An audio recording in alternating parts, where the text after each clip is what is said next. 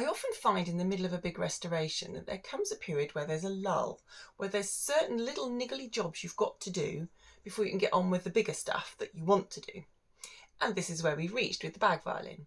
So this week I'm going to address the bit of missing purfling in the front, filling in the woodworm holes and replacing the saddle, which I have got, which is nice. So I can replace that. That's an easy job at the end. So let's start with the bit of purfling in the top at the front here that's missing.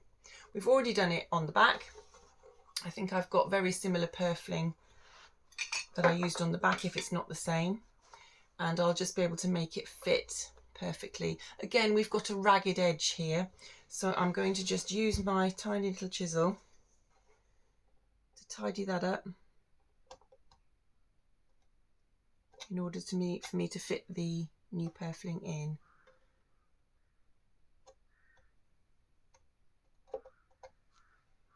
That looks like it would do it. It's the tiniest bit of wood, but it's just a little bit straighter now there, which means I can just do a pretty good butt joint up to that bit. I've got a bit of purfling somewhere. I'm just going to square off the end here.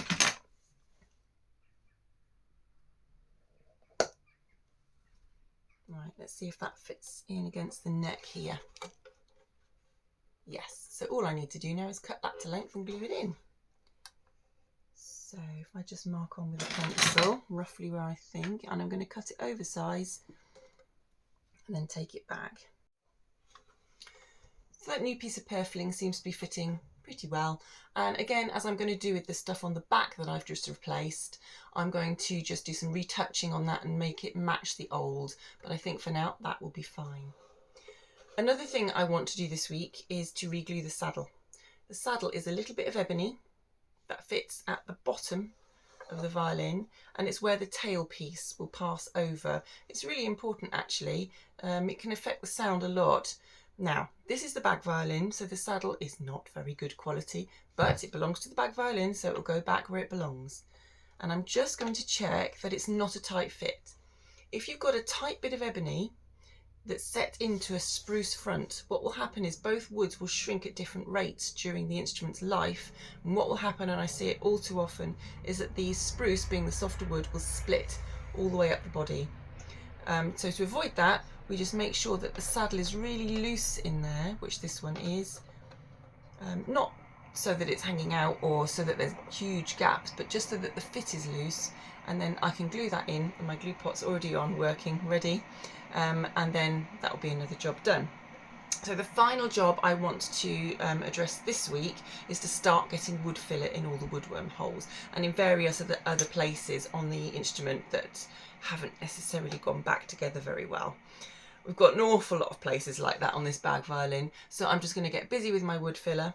This is a water soluble one, so that if it ever needed to be removed it could be, and literally it's going to be opening knife, wood filler in all the holes.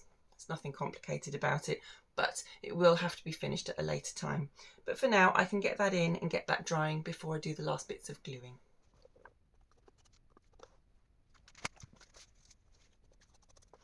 I'm just making sure that the fill level is below the surface of the wood, because that way I can use a varnish filler to finish it off.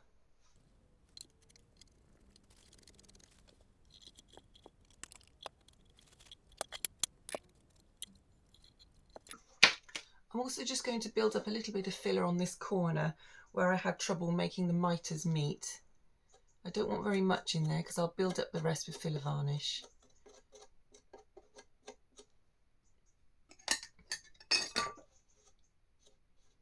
This is not ideal really, but this is the bag violin, we have to adapt.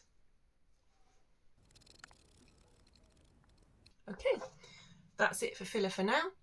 Now we just get those last little bits glued and then we can get on to more exciting jobs. Let's start by gluing the purfling in.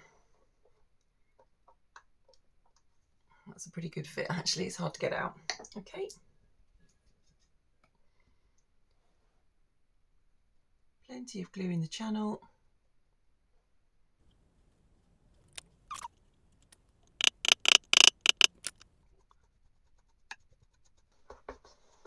And now onto the saddle.